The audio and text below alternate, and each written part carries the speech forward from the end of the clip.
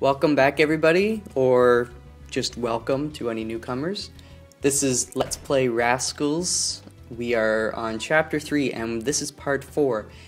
Part 4, so far, I say, is the biggest moment for everybody, for us, in terms of the story, anyways, because this is the final portion. This is the end boss. As you're seeing there. Each person should have been guarding their own castle or ship or what have you, but instead they went on the offensive. So now we're kind of we're at a dilly of a pickle. What do we do? Because obviously both want their own gems back, their shiny stones, but at the same time they also want the other gem, shiny stone. I don't know what they're gonna do. Oh, wait, here we go. We've got a good idea. Rock, paper, scissors, which I think is a pretty solid way of doing it. Or you could do just like the one episode of Seinfeld where Jerry and George are deciding who gets the apartment. They do odds or evens. Both work. I like to do it, best 2 out of 3 usually. I think that really adds to the suspense. But right here, you gotta go for trusty rock, or super mega cannon ship with ore and a cheese flag. That's certainly left King speechless. He's just like, oh fudge. So this is the segue into, or this is the first portion of the boss fights. It's not just this one. You'll see it's a multi-stage event, which is what makes it a little different. But that's okay, because you kind of expect the last boss fight to be the most difficult. And I would say, yes, it is the most difficult out of the boss fights. But again, the boss fights really, I shouldn't say they're difficult. I mean, they're harder than the regular challenges, but I think they're just trying to create something extra fun, give us some added features. So like the fireballs, that's something you've got to. I'm not really used to dodging them because there aren't any fireballs in any of the other challenges. So but you can zap them, which I don't really do. I just figure out. Eventually, you'll see in a couple seconds that they have a certain flight pattern, and eventually they just phase out, burn out, or what have you. So I just kind of try and dodge and weave them, but this part, yeah, this is where you really keeps hitting me. That I couldn't really do anything about that because he's starting to launch 2 at a time, which makes things a little more difficult. That was just a burn, and apparently I'm not getting any better at dodging these fireballs. I thought I did, but it doesn't matter as long as you can stay far enough ahead, right? Because you don't want to get hit by him, the actual boss, with this super spinning razor. I don't even know how that thing physically works, like, from an engineering standpoint. But now this is where, okay, we don't want to get hit by the laser. That's for sure one-hit KO. So we have to stay ahead. And that's exactly what I did, and I'm sure all you do the same. But now things look a little grim. Let's see what happens here. Okay. No cannons. I like this. Maybe we could settle it with an arm wrestle. No. Nope. This thing, I don't even know what type of vehicle or monstrosity this is. What would you classify this as?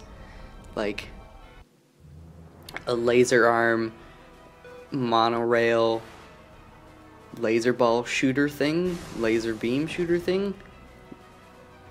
I don't know what we're gonna call it. We're gonna call it I don't know, fugly metal guy.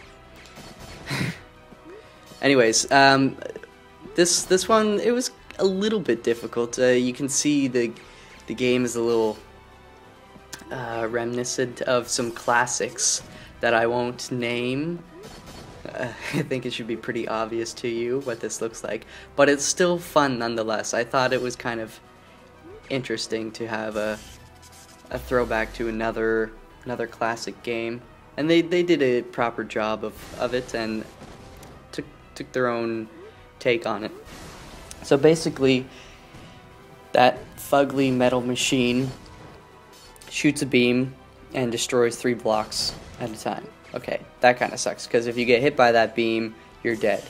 And after he does that, or he does 2 of those beams, he starts launching these balls. And the objective is you have to zap these balls with your wand, and you can see I'm turning them blue. And if they hit them when they're blue, then they get hurt. And you can see the health meter up top.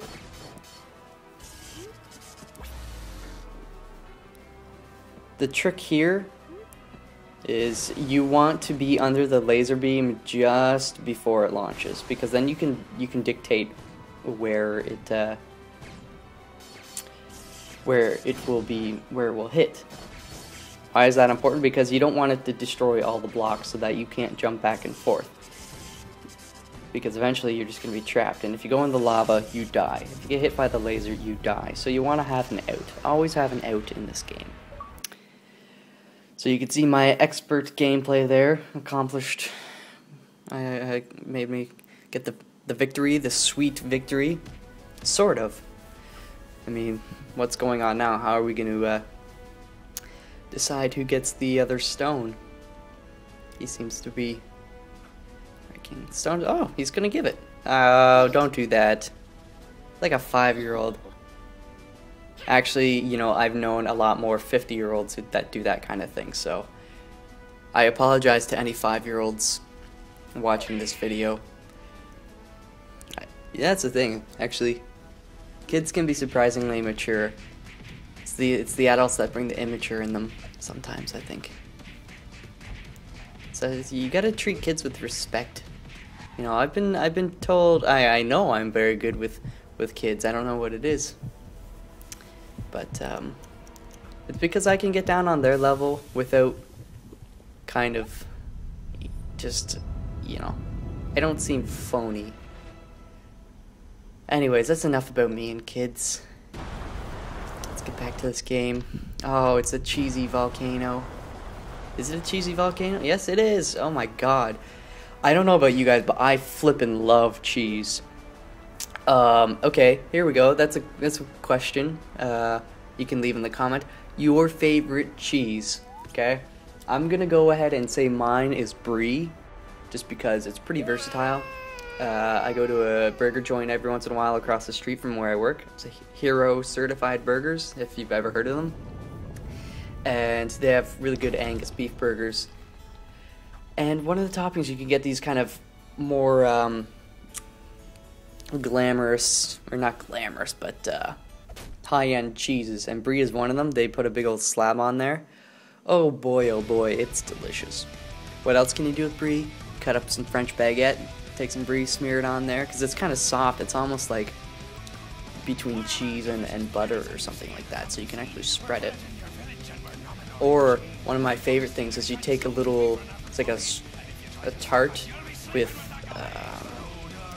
filled with brie, and then you melt it, and then you put pepper jelly on it. Or you could actually do just like a normal jelly too. Brie goes really well with strawberry or jelly, or maybe even jam, I don't know.